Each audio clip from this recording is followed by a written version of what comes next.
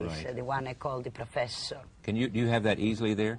Yes, I have it here somewhere. Read that to me if you see it. He says that nothing like war, unfortunately, reveals man with the same strength, the same depth. I mean, nothing reveals the beauty and the ugliness of the human beings. Their stupidity and their intelligence, their cowardice and their courage, their enigma. It's a fact. I mean, I can understand human beings in war much better than I do in peacetime, unfortunately. And I've always wanted to write a book about war. If I look at it, it takes 2 precious minutes. Yeah, okay, go ahead, continue. It's, and these are precious minutes. And they are precious minutes. And I always wanted to write a war novel because of that. And undoubtedly, this is a war novel. Also war novel. Oh, it is also a war, love novel, everything. I am a very slow writer. And if you want to know, I hate to write. Why? I hate because it's the cruelest thing on earth. Because, first of all, physically, it obliges you to emotion. Yeah, but emotionless. But you love to have written.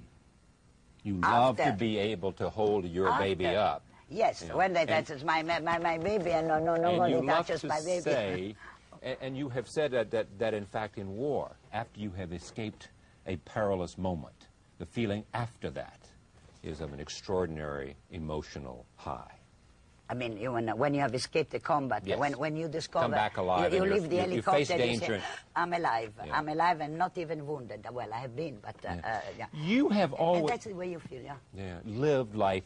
I mean, somebody was writing about you, and they talk about you with all the things they say, the most celebrated political interviewer, you know, a journalist and a novelist and all of that. They also talk about you as being inexplicable. They talk about this obsession with living, now an obsession with dying. Where did all this emotional range? From the love of life, I would say. Yeah. I mean, it's always difficult to give at once the right answer, but I think this may be the right Oriana answer. Fallaci? I love life. I think that being born is extraordinary. It's a great luck. Even when life is ugly, even when life gives you suffering, it's amusing. It's a marvelous adventure. Of course, I always write about this. In the end, I never write the same book. Nobody can accuse me about that. And yet, if you see, the common denominator of each book is always life and death, life and death, life and death. I always go back to that. My love for life and my hate for death. I hate death. You know, I agree with Anna Magnani. She was a dear friend of mine. Once she said to me, Oriana, why have we to die since we are born? I think it's fantastic. It's exactly what I think. I'm just going to show you some pictures, and just tell me what these pictures say to you. All right, fair enough? Picture number... Well, picture this. Where's this? These are your pictures. Oh, that is in Beirut. In Beirut. Right. That was in the 80s in Beirut. It's rather... In the 80s in Beirut. This is... Oh, that is a tragic thing. I was going to Hue, Vietnam. Do you remember the Battle of Hue? Yes, Battle of Hue. The metal jacket. Yes. I was there. All right. And I am in the mud. Have you seen how unhappy I am? Yeah, I am going to Hue. This is in Cambodia during the invasion of Cambodia in 1970. Was it 1970? 1972. Yeah. I am on a tank, and the reason why I look that desperate, it is that I am looking at something terrible. There was a whole family of Cambodian peasants, totally, all of them, all burnt, dead, burnt, and many were children. By napalm or by what? Oh, well, God knows, in the course of some combat. And this is you on the ground? That's when I was executed, shot in Mexico. That's the third photo. Now the first, there are 3 photos. Yeah, here they are. That's the first one when I am hit. Yeah. The second one when I'm going down. It is on the terrace of the Tlatelolco building. And the last one when I'm finally fainted. You know, I took a few bullets, several, one in the lung. Look at this. Here is Deng Xiaoping. Oh, I like him. You liked him a lot. I adore the Deng Xiaoping. Oh, he's adorable. Oh, he's adorable. A great man. Oh, very smart man, very smart man. You know, I was with him 8 hours, because after the first encounter, he said to me, "Can I ask you a favor?" Oh, I said, "Yes, mister, you can ask what you want." "Could I see you again tomorrow? Could we go on with that?" So I said, "I love you!" And I jumped on him, I gave him a kiss, and 1 second later I had all the bodyguards on me because they thought that I wanted to kill him. And then he turned to them and he said, "Leave them," she says, "in the American way." I said, "I love you," she says it in the American way.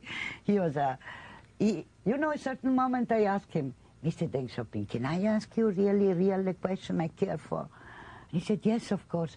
Are you a communist?" And he was silent for a few seconds. Then he said, "Yes, I think I am." Politically. That was the most Politically, but not economically. Beautiful, eh? Yeah. Yes, I think I am. But he was not joking, he was very serious. It is because of Deng Xiaoping that China began to operate with... He started everything. Everything. Hola! You hate it. You didn't like him. He's stupid. He's clinically stupid. He's clinically stupid. At a certain moment, I saw him twice also. Once in his office and once in the tent. No, in the city. In his inside tent. the army compound. He had an hysterical crisis. All at once, he got up and started saying, "I'm the gospel, I'm the gospel, I'm the gospel." And he didn't stop. I am the gospel. The gospel. He seemed... Oh, it's a bad English, is it, man? No, gospel. it's fine. Okay. Gospel, yes. And I had to quiet him down. I said, okay, you are the gospel. Sit down, you are the gospel. Yes. You are the gospel, you are the gospel. But he went on and on and on. He's the most stupid of all. No, maybe the other one is as stupid. You know what's coming. Oh, but him.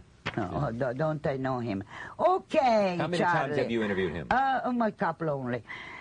He is the guy, in that occasion, he said to me that his culture was superior to mine. What about that? He can use the word superior, he can say that his culture is superior to mine, but I cannot say the same thing to him. No, you can say it and he can say it, but you're both wrong. No, he cannot say that. You were wrong in your case and he was wrong in his case.